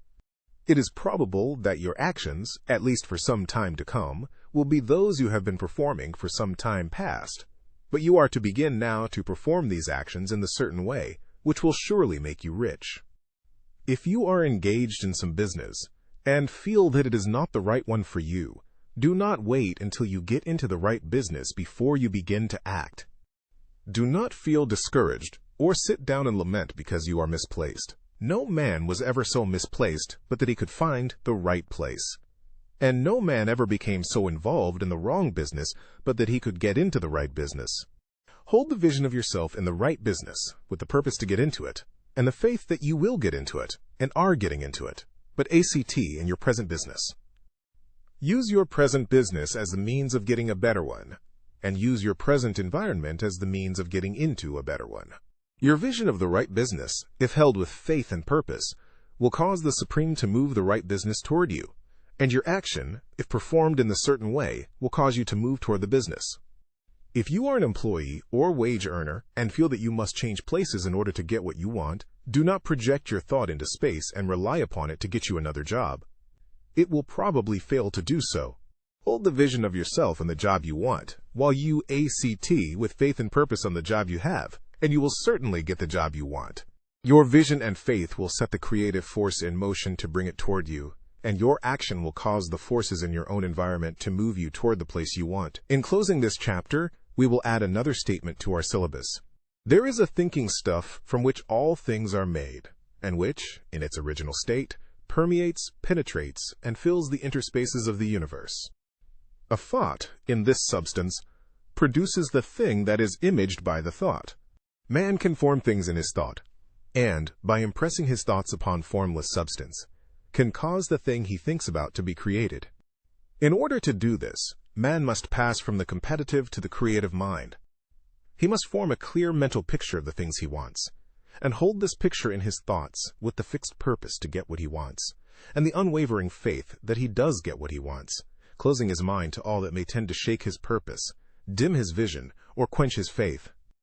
That he may receive what he wants when it comes, man must act now upon the people and things in his present environment. Chapter 12. Efficient Action. You must use your thought as directed in previous chapters, and begin to do what you can do where you are, and you must do ALL that you can do where you are. You can advance only by being larger than your present place, and no man is larger than his present place who leaves undone any of the work pertaining to that place. The world is advanced only by those who more than fill their present places. If no man quite filled his present place, you can see that there must be a going backward in everything. Those who do not quite fill their present places are a dead weight upon society, government, commerce, and industry. They must be carried along by others at a great expense. The progress of the world is retarded only by those who do not fill the places they are holding. They belong to a former age, and a lower stage or plane of life, and their tendency is toward degeneration. No society could advance if every man was smaller than his place. Social evolution is guided by the law of physical and mental evolution. In the animal world, evolution is caused by excess of life. When an organism has more life than can be expressed in the functions of its own plane, it develops the organs of a higher plane, and a new species is originated. There never would have been new species had there not been organisms which more than filled their places. The law is exactly the same for you. Your getting rich depends upon your applying this principle to your own affairs. Every day is either a successful day or a day of failure, and it is the successful days which get you what you want. If every day is a failure, you can never get rich, while if every day is a success, you cannot fail to get rich. If there is something that may be done today, and you do not do it, you have failed insofar as that thing is concerned, and the consequences may be more disastrous than you imagine. You cannot foresee the results of even the most trivial act. You do not know the workings of all the forces that have been set moving in your behalf. Much may be depending on your doing some simple act. It may be the very thing which is to open the door of opportunity to very great possibilities. You can never know all the combinations which Supreme Intelligence is making for you in the world of things and of human affairs. Your neglect or failure to do some small thing may cause a long delay in getting what you want. Do every day ALL that can be done that day. There is, however, a limitation or qualification of the above that you must take into account. You are not to overwork, nor to rush blindly into your business in the effort to do the greatest possible number of things in the shortest possible time. You are not to try to do tomorrow's work today, nor to do a week's work in a day. It is really not the number of things you do, but the efficiency of each separate action that counts. Every act is, in itself, either a success or a failure. Every act is, in itself, either effective or inefficient. Every inefficient act is a failure, and if you spend your life in doing inefficient acts, your whole life will be a failure. The more things you do, the worse for you, if all your acts are inefficient ones. On the other hand, every efficient act is a success in itself, and if every act of your life is an efficient one, your whole life must be a success. The cause of failure is doing too many things in an inefficient manner, and not doing enough things in an efficient manner. You will see that it is a self-evident proposition that if you do not do any inefficient acts, and if you do a sufficient number of efficient acts, you will become rich. If, now, it is possible for you to make each act an efficient one, you see again that the getting of riches is reduced to an exact science, like mathematics. The matter turns, then, on the question whether you can make each separate act a success in itself. And this you can certainly do. You can make each act a success because all power is working with you, and all power cannot fail. Power is at your service, and to make each act efficient, you have only to put power into it. Every action is either strong or weak, and when everyone is strong, you are acting in the certain way which will make you rich. Every act can be made strong and efficient by holding your vision while you are doing it, and putting the whole power of your faith and purpose into it. It is at this point that the people fail who separate mental power from personal action. They use the power of mind in one place and at one time, and they act in another place and at another time. So their acts are not successful in themselves. Too many of them are inefficient. But if all power goes into every act, no matter how commonplace, every act will be a success in itself. And, as in the nature of things, every success opens the way to other successes. Your progress toward what you want, and the progress of what you want toward you, will become increasingly rapid. Remember that successful action is cumulative in its results. Since the desire for more life is inherent in all things, when a man begins to move toward larger life, more things attach themselves to him, and the influence of his desire is multiplied. Do, every day, all that you can do that day, and do each act in an efficient manner. In saying that you must hold your vision while you are doing each act, however trivial or commonplace, I do not mean to say that it is necessary at all times to see the vision distinctly to its smallest details. It should be the work of your leisure hours to use your imagination on the details of your vision and to contemplate them until they are firmly fixed upon your memory. If you wish speedy results, spend practically all your spare time in this practice. By continuous contemplation, you will get the picture of what you want, even to the smallest details, so firmly fixed upon your mind, and so completely transferred to the mind of formless substance, that in your working hours you need only to mentally refer to the picture to stimulate your faith and purpose, and cause your best effort to be put forth. Contemplate your picture in your leisure hours until your consciousness is so full of it that you can grasp it instantly. You will become so enthused with its bright promises that the mere thought of it will call forth the strongest energies of your whole being. Let us again repeat our syllabus, and by slightly changing the closing statements, bring it to the point we have now reached. There is a thinking stuff from which all things are made, and which, in its original state, permeates, penetrates, and fills the interspaces of the universe. A thought, in this substance, produces the thing that is imaged by the thought. Man can form things in his thought, and, by impressing his thought upon formless substance, can cause the thing he thinks about to be created.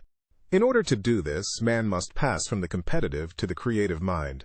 He must form a clear mental picture of the things he wants and do with faith and purpose, all that can be done each day, doing each separate thing in an efficient manner. Chapter 13. Getting into the right business.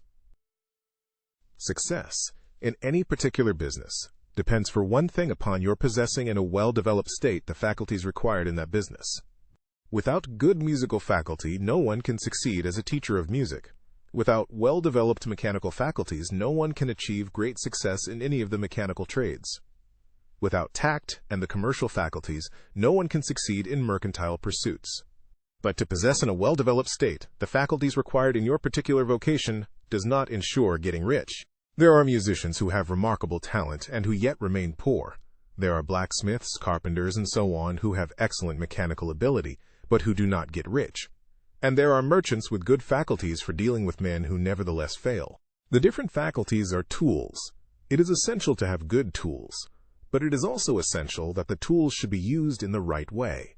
One man can take a sharp saw, a square, a good plane, and so on, and build a handsome article of furniture. Another man can take the same tools and set to work to duplicate the article, but his production will be a botch. He does not know how to use good tools in a successful way. The various faculties of your mind are the tools with which you must do the work which is to make you rich. It will be easier for you to succeed if you get into a business for which you are well equipped with mental tools. Generally speaking, you will do best in that business which will use your strongest faculties, the one for which you are naturally best fitted. But there are limitations to this statement also. No man should regard his vocation as being irrevocably fixed by the tendencies with which he was born. You can get rich in any business, for if you have not the right talent for it, you can develop that talent. It merely means that you will have to make your tools as you go along, instead of confining yourself to the use of those with which you were born. It will be easier for you to succeed in a vocation for which you already have the talents in a well-developed state. But you can succeed in any vocation, for you can develop any rudimentary talent, and there is no talent of which you have not at least the rudiment. You will get rich most easily in point of effort, if you do that for which you are best fitted. But you will get rich most satisfactorily if you do that which you want to do. Doing what you want to do is life. And there is no real satisfaction in living if we are compelled to be forever doing something which we do not like to do, and can never do what we want to do. And it is certain that you can do what you want to do. The desire to do it is proof that you have within you the power which can do it. Desire is a manifestation of power. The desire to play music is the power which can play music seeking expression and development. The desire to invent mechanical devices is the mechanical talent seeking expression and development. Where there is no power, either developed or undeveloped, to do a thing, there is never any desire to do that thing. And where there is strong desire to do a thing, it is certain proof that the power to do it is strong, and only requires to be developed and applied in the right way. All things else being equal, it is best to select the business for which you have the best developed talent. But if you have a strong desire to engage in any particular line of work, you should select that work as the ultimate end at which you aim. You can do what you want to do, and it is your right and privilege to follow the business or avocation which will be most congenial and pleasant. You are not obliged to do what you do not like to do, and should not do it, except as a means to bring you to the doing of the thing you want to do.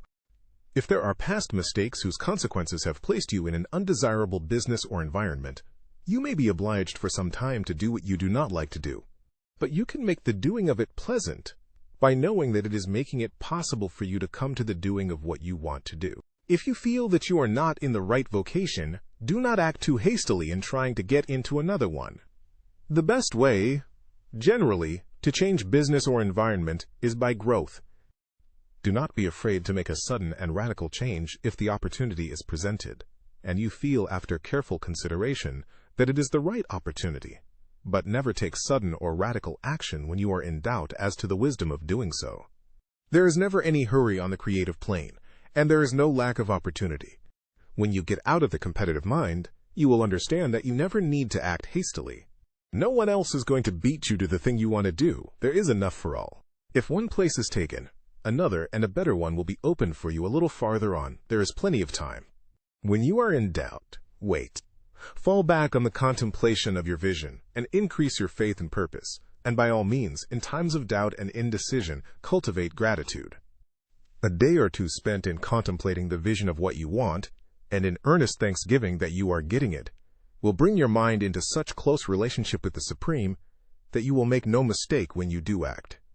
There is a mind which knows all there is to know, and you can come into close unity with this mind by faith and the purpose to advance in life if you have deep gratitude. Mistakes come from acting hastily, or from acting in fear or doubt, or in forgetfulness of the right motive, which is more life to all and less to none.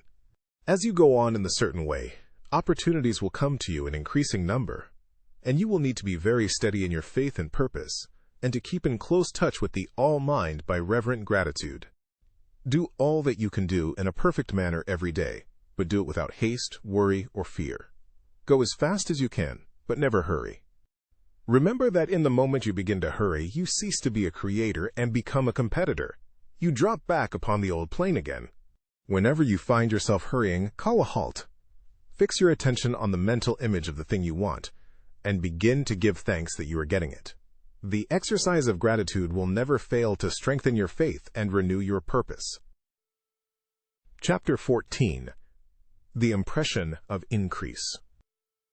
Whether you change your vocation or not, Your actions for the present must be those pertaining to the business in which you are now engaged. You can get into the business you want by making constructive use of the business you are already established in, by doing your daily work in a certain way. And insofar as your business consists in dealing with other men, whether personally or by letter, the key thought of all your efforts must be to convey to their minds the impression of increase. Increase is what all men and all women are seeking. It is the urge of the formless intelligence within them, seeking fuller expression. The desire for increase is inherent in all nature. It is the fundamental impulse of the universe. All human activities are based on the desire for increase. People are seeking more food, more clothes, better shelter, more luxury, more beauty, more knowledge, more pleasure. Increase in something, more life. Every living thing is under this necessity for continuous advancement. Where increase of life ceases, dissolution and death set in at once. Man instinctively knows this, and hence he is forever seeking more. This law of perpetual increase is set forth by Jesus in the parable of the talents. Only those who gain more retain any. From him who hath not shall be taken away even that which he hath. The normal desire for increased wealth is not an evil or a reprehensible thing. It is simply the desire for more abundant life. It is aspiration. And because it is the deepest instinct of their natures, all men and women are attracted to him who can give them more of the means of life.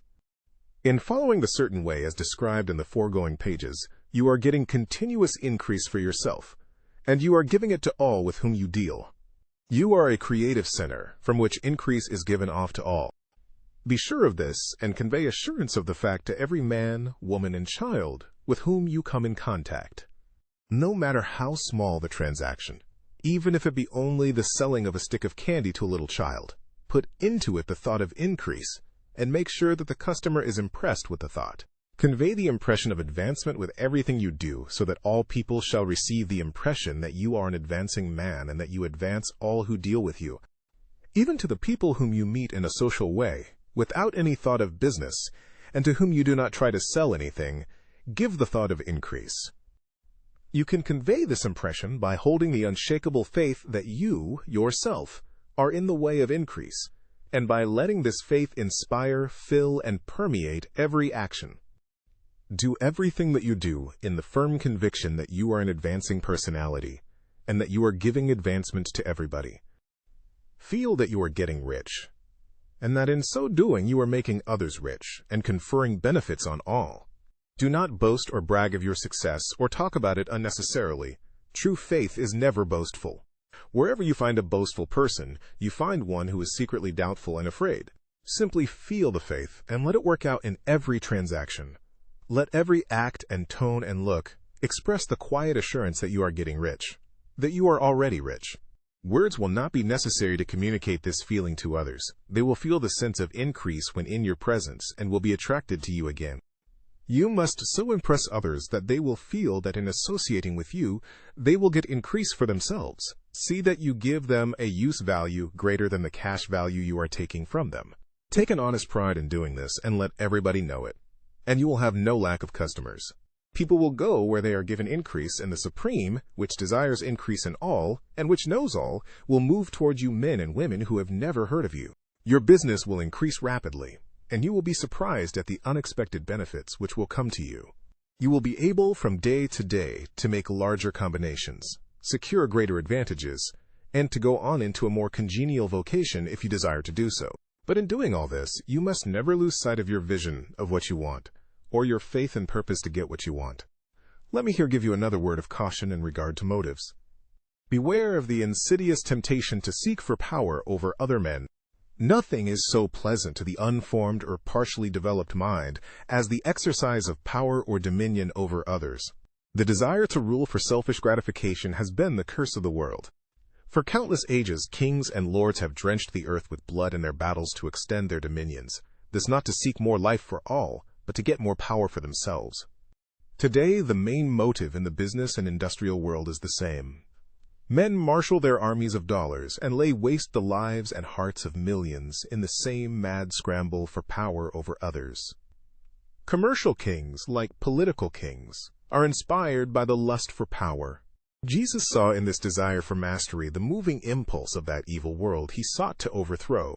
Read the 23rd chapter of Matthew and see how he pictures the lust of the Pharisees to be called master, to sit in the high places, to domineer over others, and to lay burdens on the backs of the less fortunate. And note how he compares this lust for dominion with the brotherly seeking for the common good to which he calls his disciples. Look out for the temptation to seek for authority, to become a master, to be considered as one who is above the common herd, to impress others by lavish display, and so on. The mind that seeks for mastery over others is the competitive mind, and the competitive mind is not the creative one. In order to master your environment and your destiny, it is not at all necessary that you should rule over your fellow men. And indeed, when you fall into the world's struggle for the high places, you begin to be conquered by fate and environment, and your getting rich becomes a matter of chance and speculation.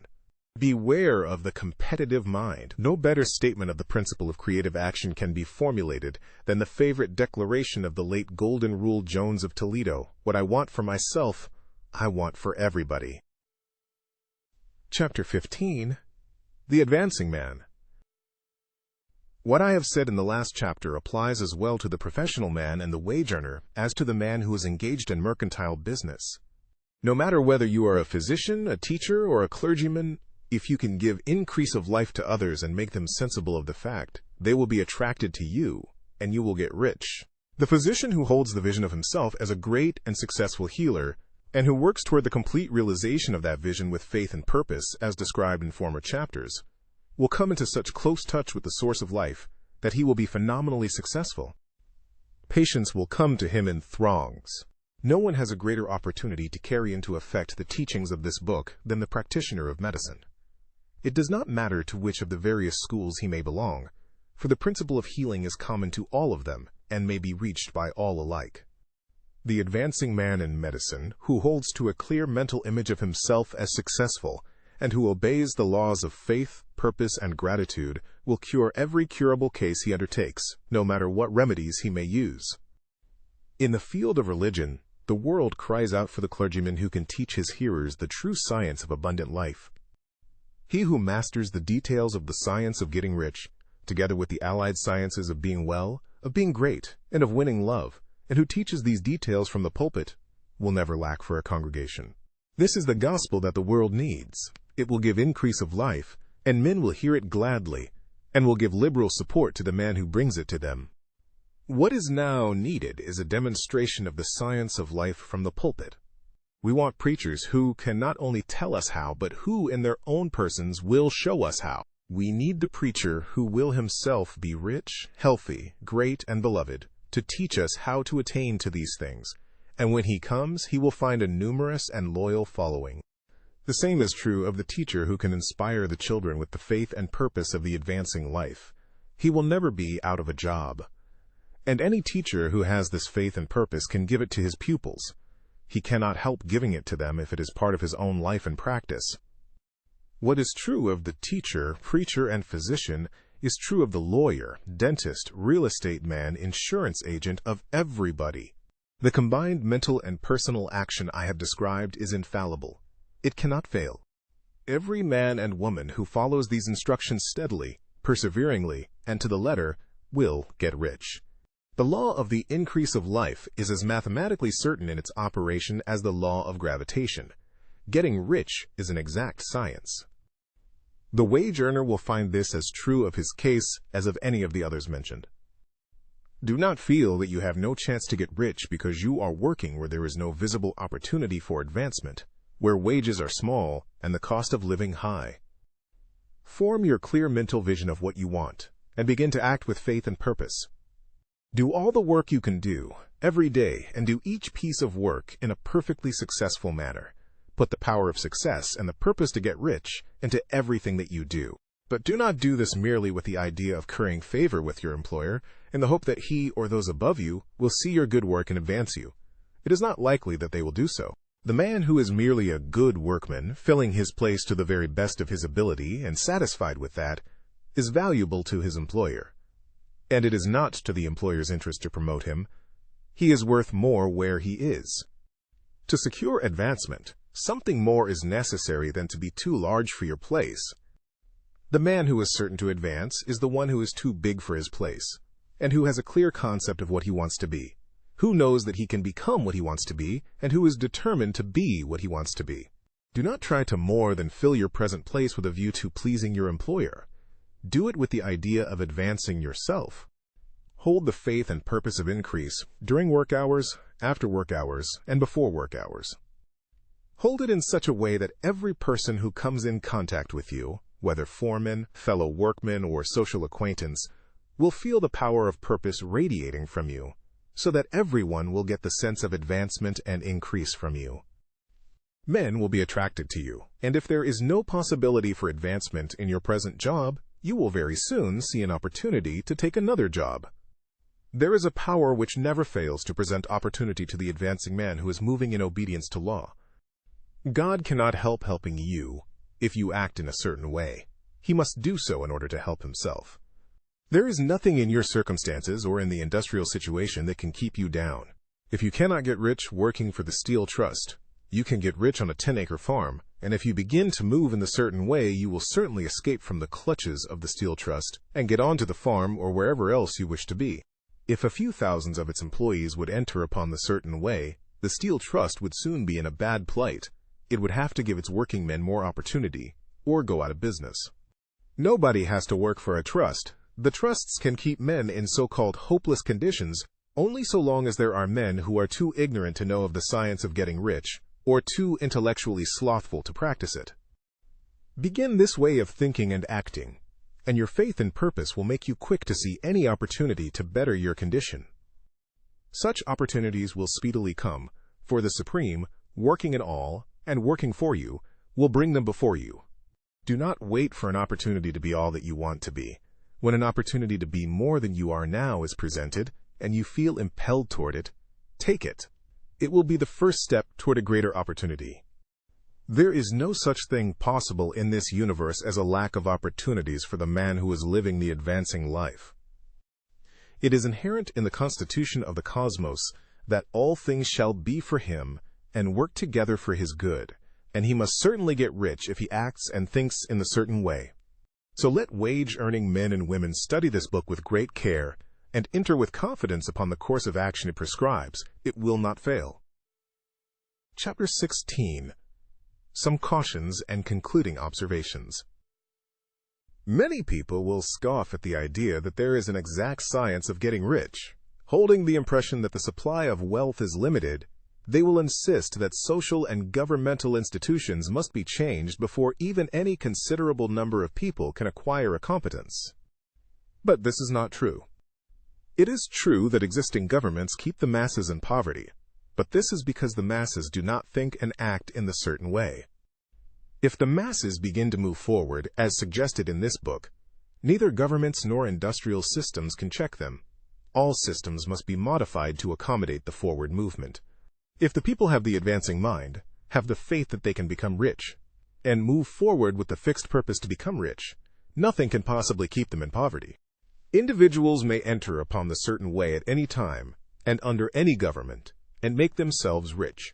And when any considerable number of individuals do so under any government, they will cause the system to be so modified as to open the way for others. The more men who get rich on the competitive plane, the worse for others. The more who get rich on the creative plane, the better for others.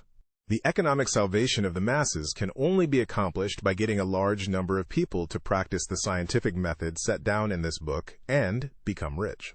These will show others the way, and inspire them with a desire for real life, with the faith that it can be attained, and with the purpose to attain it. For the present, however, it is enough to know that neither the government under which you live, nor the capitalistic or competitive system of industry can keep you from getting rich.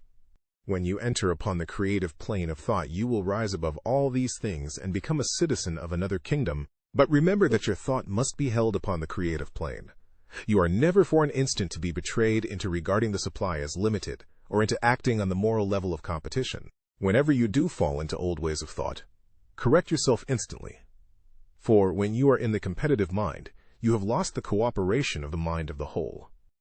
Do not spend any time in planning as to how you will meet possible emergencies in the future, except as the necessary policies may affect your actions today. You are concerned with doing today's work in a perfectly successful manner, and not with emergencies which may arise tomorrow. You can attend to them as they come. Do not concern yourself with questions as to how you shall surmount obstacles which may loom upon your business horizon, unless you can see plainly that your course must be altered today in order to avoid them. No matter how tremendous an obstruction may appear at a distance, you will find that if you go on in the certain way, it will disappear as you approach it, or that a way over, through, or around it will appear. No possible combination of circumstances can defeat a man or woman who is proceeding to get rich along strictly scientific lines. No man or woman who obeys the law can fail to get rich, any more than one can multiply 2 by 2 and fail to get 4. Give no anxious thought to possible disasters, obstacles, panics, or unfavorable combinations of circumstances. It is time enough to meet such things when they present themselves before you in the immediate present, and you will find that every difficulty carries with it the wherewithal for its overcoming. Guard your speech. Never speak of yourself, your affairs, or of anything else in a discouraged or discouraging way. Never admit the possibility of failure, or speak in a way that infers failure as a possibility. Never speak of the times as being hard, or of business conditions as being doubtful. Times may be hard and business doubtful for those who are on the competitive plane, but they can never be so for you. You can create what you want, and you are above fear. When others are having hard times and poor business, you will find your greatest opportunities. Train yourself to think of and to look upon the world as a something which is becoming, which is growing, and to regard seeming evil as being only that which is undeveloped. Always speak in terms of advancement. To do otherwise is to deny your faith, and to deny your faith is to lose it. Never allow yourself to feel disappointed. You may expect to have a certain thing at a certain time, and not get it at that time, and this will appear to you like failure. But if you hold to your faith, you will find that the failure is only apparent. Go on in a certain way, and if you do not receive that thing, you will receive something so much better that you will see that the seeming failure was really a great success. A student of this science had set his mind on making a certain business combination which seemed to him at the time to be very desirable, and he worked for some weeks to bring it about. When the crucial time came, the thing failed in a perfectly inexplicable way. It was as if some unseen influence had been working secretly against him. He was not disappointed. On the contrary, he thanked God that his desire had been overruled and went steadily on with a grateful mind. In a few weeks, an opportunity so much better came his way that he would not have made the first deal on any account, and he saw that a mind which knew more than he knew had prevented him from losing the greater good by entangling himself with the lesser. That is the way every seeming failure will work out for you, if you keep your faith, hold to your purpose, have gratitude, and do, every day, all that can be done that day, doing each separate act in a successful manner. When you make a failure, it is because you have not asked for enough. Keep on, and a larger thing than you were seeking will certainly come to you. Remember this. You will not fail because you lack the necessary talent to do what you wish to do. If you go on as I have directed, you will develop all the talent that is necessary to the doing of your work. It is not within the scope of this book to deal with the science of cultivating talent, but it is as certain and simple as the process of getting rich. However, do not hesitate or waver for fear that when you come to any certain place, you will fail for lack of ability. Keep right on, and when you come to that place, the ability will be furnished to you. The same source of ability which enabled the untaught Lincoln to do the greatest work in government ever accomplished by a single man is open to you. You may draw upon all the mind there is for wisdom to use in meeting the responsibilities which are laid upon you. Go on in full faith. Study this book. Make it your constant companion until you have mastered all the ideas contained in it. While you are getting firmly established in this faith, you will do well to give up most recreations and pleasures, and to stay away from places where ideas conflicting with these are advanced in lectures or sermons. Do not read pessimistic or conflicting literature, or get into arguments upon the matter. Do very little reading, outside of the writers mentioned in the preface.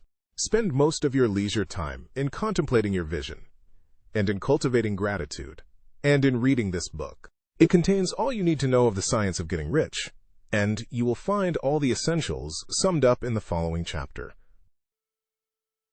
Chapter 17, Summary of the Science of Getting Rich. There is a thinking stuff from which all things are made, and which, in its original state, permeates, penetrates, and fills the interspaces of the universe. A thought in this substance produces the thing that is imaged by the thought. Man can form things in his thought, and by impressing his thought upon formless substance, can cause the thing he thinks about to be created. In order to do this, man must pass from the competitive to the creative mind. Otherwise, he cannot be in harmony with the formless intelligence, which is always creative and never competitive in spirit. Man may come into full harmony with the formless substance by entertaining a lively and sincere gratitude for the blessings it bestows upon him. Gratitude unifies the mind of man with the intelligence of substance, so that man's thoughts are received by the formless. Man can remain upon the creative plane only by uniting himself with the formless intelligence through a deep and continuous feeling of gratitude. Man must form a clear and definite mental image of the things he wishes to have, to do, or to become. And he must hold this mental image in his thoughts, while being deeply grateful to the Supreme that all his desires are granted to him. The man who wishes to get rich must spend his leisure hours in contemplating his vision, and in earnest thanksgiving that the reality is being given to him. Too much stress cannot be laid on the importance of frequent contemplation of the mental image, coupled with unwavering faith and devout gratitude. This is the process by which the impression is given to the formless, and the creative forces set in motion. The creative energy works through the established channels of natural growth and of the industrial and social order. All that is included in his mental image will surely be brought to the man who follows the instructions given above, and whose faith does not waver. What he wants will come to him through the ways of established trade and commerce. In order to receive his own when it shall come to him, man must be active, and this activity can only consist in more than filling his present place. He must keep in mind the purpose to get rich through the realization of his mental image. And he must do, every day, all that can be done that day, taking care to do each act in a successful manner. He must give to every man a use value in excess of the cash value he receives, so that each transaction makes for more life. And he must so hold the advancing thought that the impression of increase will be communicated to all with whom he comes in contact. Thank you for tuning into vibeBooks. We hope you enjoyed this journey. Please consider liking, commenting, and subscribing to our channel. Check out our playlist or explore vibeBooks for more classic stories. Until next time, happy listening.